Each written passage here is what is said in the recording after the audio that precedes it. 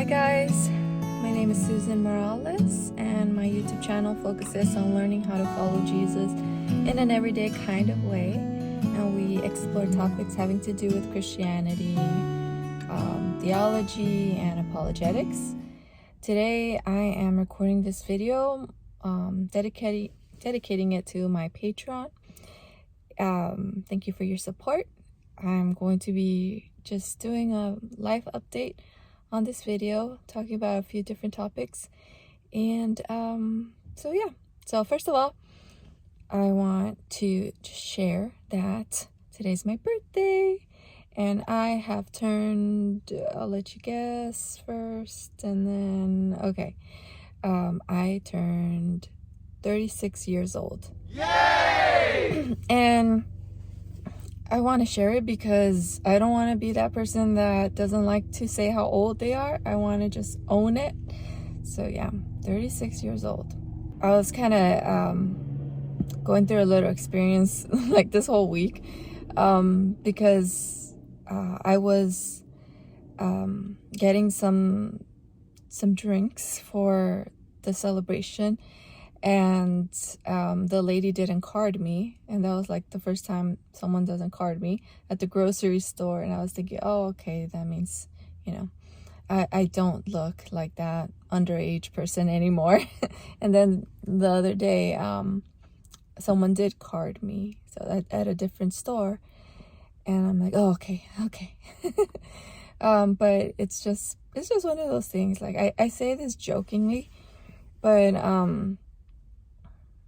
I don't know, it's one of those unspoken things, I guess, that like we go through, right? Getting older and stuff. It's just interesting. It's interesting. Like 35 last year was like, okay, I'm still technically like in the middle, right? But now that it's like 36, okay, I'm on this side of the 30s now. Anyway, yesterday I had a family celebration, and we had some fun karaoke-ing. I don't know if that's a word. It's not vertical. Only the burner. Next turn, well, Only the burner. Mom, could only the burner. Mom, you get your could the perfect girl only get applause because they were born. yes, He loves 90s.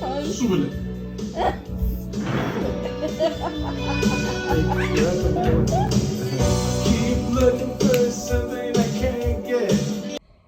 And yeah, just had some fun like playing the Mexican version of like bingo, which is loteria, and that was a lot of fun. Also, I was able to learn more about my family because lately what's been going on this last month is that I think it was like sort of like for homeschool, but also I was just curious for a while now about doing one of those DNA tests, and so I wanted to incorporate it with our homeschooling, having to do with like the kids learning both of their heritage from their father's side, Salvadoran history and culture, and from my side, Mexican culture. So I wanted to just tell them, what your mom is and what my husband is, because a few days after I took that DNA test, I just got one of those boxes that they sell on Amazon. Come to find out, you can get a better offer. Like if you look at like a OfferUp website, they're cheaper there. But my husband ended up taking one too, so we're waiting for his results the next days, I guess. And so I found out my results, and I wanted to share that a little bit too here, because I don't know if you're curious, if you watch my videos, and maybe you're like wondering like, what is she, because I got that question growing up like my whole life. So I grew up from like 2 Mexican parents, so to me, I'm Mexican. And yet I was like if you look at my little girl pictures when I was like 5, I was so pale white, like lighter skin than what I am right now. And I looked like the little kids would say that I looked like Chinese, Asian, and then like just not, Mexican. And even in college, I just, the kids would make the college kids would make conversation with me, asking me, what are you? And so that's always been a part of like the feedback I get from the world around me, right? So just constantly feeling like I don't look like what I am, and having to explain that to people, and people are being curious. Even my husband, before we started dating at church, that was one of the things that he wanted to know. Like he went through a friend to ask me, like, what am I? When I go to the grocery stores, like it just happened yesterday, I went to the store to go buy some of the foods that we were going to eat at my birthday party. And I noticed, and this is like a common thing for me, that I'm there with my kids, and the older Mexican, or maybe not Mexican, there's all kinds of different Spanish speaking people, from South America is a big place, and Central America, and so I'm just guessing Mexican, because it's typically like a Mexican store where I went. So the older man, is trying to get by, with his card, and you could just tell, like, he's having to make the decision to talk to me in Spanish or in English, because it's common in those stores to just talk to the people in Spanish. And so, like, you can tell, like, he's talking like, excuse me, like he's doing his best to talk to me in English, because I guess he thinks I don't speak Spanish.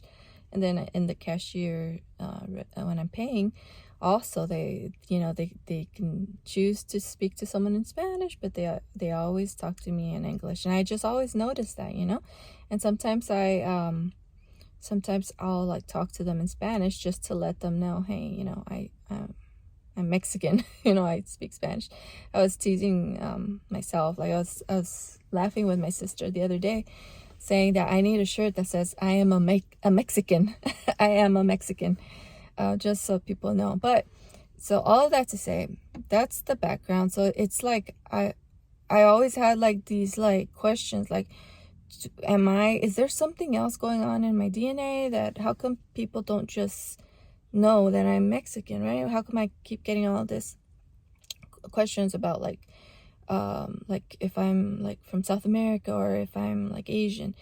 And so finally I got my results, and I was surprised at what I found.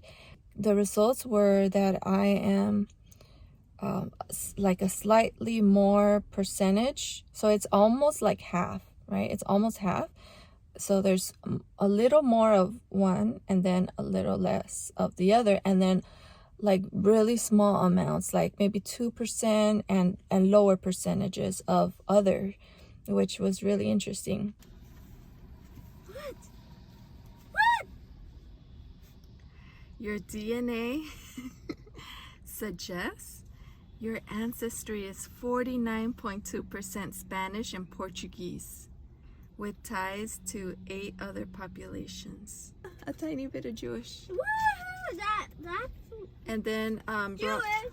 and then broadly European, 0.2%. Okay, and then Indigenous American, 43.8%.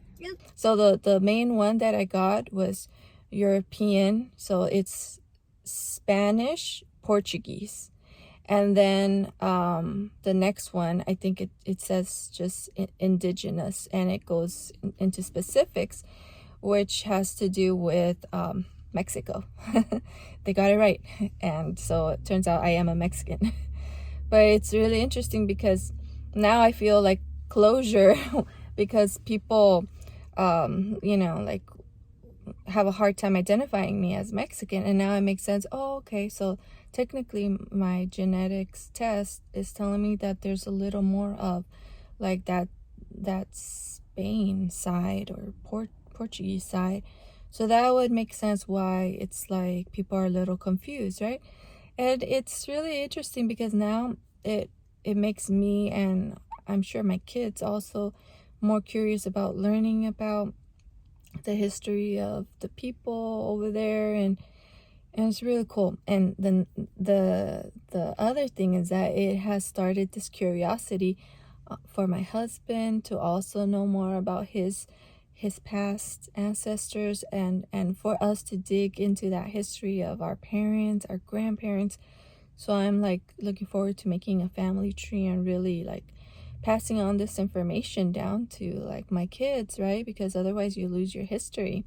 I was just thinking about how in the Bible they have these genealogies, and that's huge, right? And it's interesting because like from our perspective, like with feminism being so common, and it's the good and the bad, right?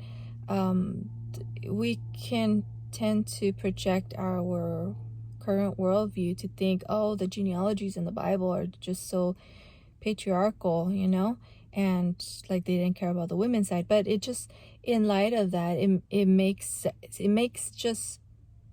just makes sense that you would keep a record of these things, especially with something that God was so interested in tracing back, like so that we have a record of where Jesus comes from. Because even just me, like trying to figure out, okay, past my grandparents, it's really hard. So it's amazing how God was able to keep, and those people were able to be aware that that's important, and they continued those genealogies. Another thing that was something that makes me want to learn a little bit more about this, because you hear that there are certain things that only mothers pass on to generations. But what was interesting to me was that there's a certain word that I don't remember, something like Haplogroup. I'm getting it wrong probably, but there's in my test it showed how this is my particular like name or code, that they were able to read from my maternal side. But because I'm a woman, they can't trace the father side.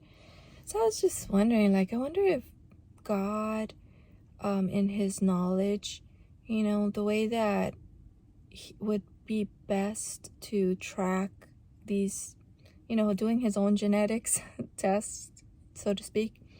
He knew that, that you can get both, DNA from the father's side, because something about that, the woman doesn't, our DNA doesn't have one type of, I think it's chromosome or something like that. So I might be getting it wrong, sorry, but pretty much the guys, it showed me that I'm related to, like, I have a second cousin. It gives you like a whole list of all these relatives, cousins, second, third, fourth cousins. So the first one that seems the most related to me, his profile actually does have the woman and the man, that genetic code. And so I was just thinking, like, oh wow, like you can have more information if you're a man, doing these tests. Not that it's a bad thing, but it's just the way it is. So I was just thinking, I wonder if that's why God, like, he knew, and he like went with it. Went with like, let's trace through the man. So it's just curiosity. If you know more about genetics and all of that, and you're like, well, actually the woman's side is like very important for this reason to trace, yeah, let me know in the comments. I'd be happy to learn about that information, and to be proven wrong. It's okay, but it just brought that thought to my mind. So yeah, I'm really happy that I did that test, and so I was able to find out a particular place of Mexico. It gave me a place in Mexico that I knew nothing about. I'm like, oh, they probably got that wrong. Come to find out, my mom went to go ask her older sisters about that and how that popped up in my DNA test. And come to find out that they do know about a couple of brothers that came from Spain, and that they resided in that place of Mexico. And so there's like this whole story, and we're trying to get all the information, and it's amazing. It's amazing to like learn about your history. Talking about history, the other day, my my husband was sent a picture from I don't know, social media or wherever, of a man, and it said that this man died. And I think my husband didn't realize it, or I don't know. I think my husband's father remembered a conversation we had a long time ago about how my mom was related to this famous actor man from Mexico. And so when I saw the picture, I'm like, my husband's just sending me like a random picture, you know? There was no information. So yesterday when I was with my parents and they brought up how our relative passed away, and then the light bulb went off, and I'm like, oh wait, let me go check on that picture that I received. And then I'm like, what's his name? And it said it there, and it's like, oh, that's the person that I remember as a little girl learning about just briefly, that we were related to him. And so I decided to share that picture on my community tab. What's interesting is that, you know, sometimes when you're younger, you don't really, like, I don't know, you don't realize certain things. So now that I'm older, I went on YouTube and I looked him up, and it's crazy to see like the titles of the YouTube videos. Like this, they talk about him like one of the greatest actors, I don't know, in Mexico, or I still have to research. Apparently he did so many movies. He was really successful at what he did. And so one way that I want to like connect with him, even though he's gone, is by like going and watching some of his movies in the near future, and just add him to the family tree that I'm going to try do my best to do. Yeah, it's nice. It's really nice to know that there was someone, one of our relatives, that, you know, he was talented and he went for it. You know, he went for the whole acting thing, and he was good at it, and he was able to be successful and to have impacted a lot of people, apparently, because it's like they were so concerned about his last days, and the way that some of the people that were close to him talk about him, it just seems like he really impacted a lot of people. So I'm really proud of him. He has my mother's last name, Lopez. Yeah, and he was my grandfather's cousin. And my mom was talking about how he wasn't a frequent visitor to her. Based on her memory, she was a really little girl, so but his father would come over often, and he would give the little children like 2 pesos, like he would just give them something just to make them feel, you know, special whenever he would come. And that brought a smile to my mom's face. And yeah, so may he rest in peace. What was the last thing I wanted to talk about? I've been reading the book, the book having to do with John MacArthur and Dr. Brown, talking about the gifts, and I'm finishing listening to MacArthur's audiobook, and I'm just reading the last essays of Dr. Brown's book, and I'm going to be making a video about that, about my experience, how I've been impacted by both of these brothers in Christ. And yeah, I'm looking forward to making that video. And what's another thing? Just some things for you to look forward to.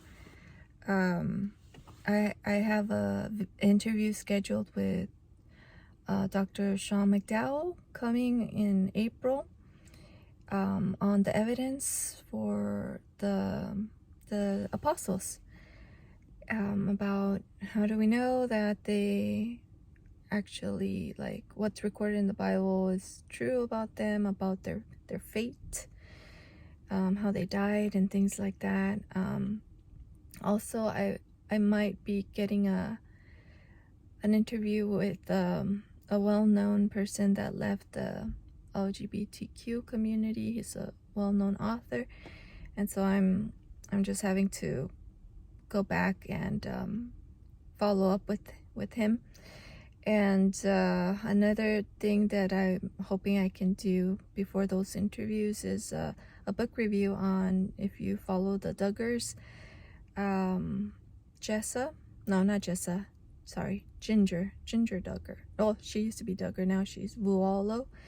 And she recently came out with the book talking about how she left the cultish teachings. And so I was gifted her book, and asked to do a book review, and I'm excited to do that. So that's something that that's probably the next book that I'll be getting. But I'm reading an essay on Dr. Brown's book by Dr. Craig Keener, and there he mentioned another book.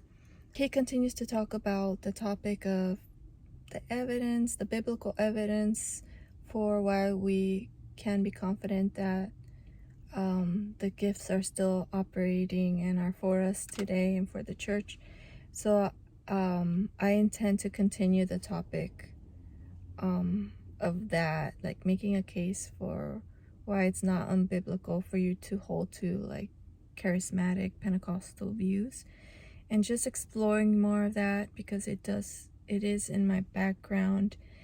And so I want to explore that and just do my best to present a case that sounds reasonable and that isn't the kind of thing that you hear, like the negative side of some other people within that circle of Christianity. Thank you so much for watching this video. Please give me a like, leave me a comments. I would love to hear from you guys. I would love to know who's watching this video, and I'll see you on the next video. Leave your questions, your comments, any future video suggestions in the comment section below. I'll see you on the next video. Bye.